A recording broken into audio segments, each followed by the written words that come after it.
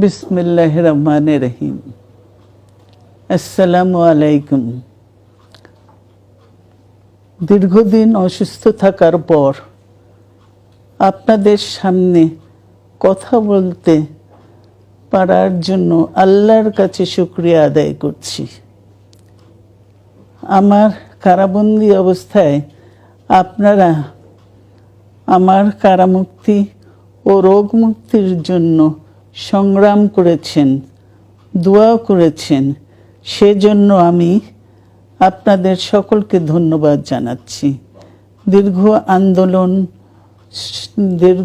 আন্দোলন সংগ্রাম ও ত্যাগের মধ্য দিয়ে আমরা ফ্যাসিবাদী অবৈধ সরকারের কাছ থেকে মুক্তি পেয়েছি।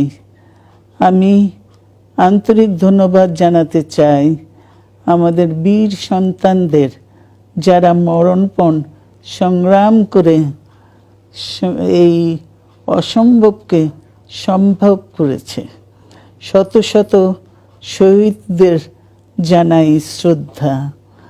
এ বিজয় আমাদের নতুন সম্ভাবনা নিয়ে এসেছে।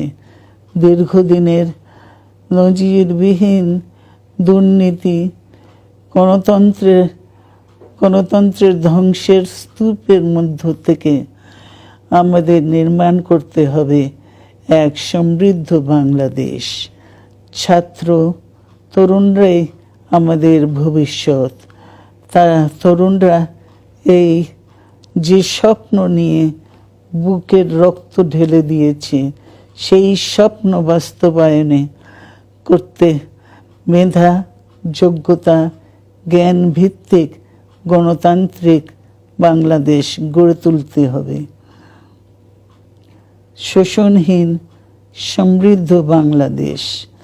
সকল ধর্মের গোত্রের অধিকার নিশ্চিত করতে হবে। শান্তি, প্রগতি আর সাম্যের ভিত্তিতে আধুনিক বাংলাদেশ নির্মাণে আসুন আমরা তরুণদের হাত শক্তিশালী করি। ধ্বংস নয়, প্রতিশোধ নয়, প্রতিহিংসা নয়, ভালোবাসা, শান্তি ও জ্ঞান ভিত্তিক সমাজ গড়ে তুলি। আল্লাহ হাফেজ। বাংলাদেশ জিন্দাবাদ।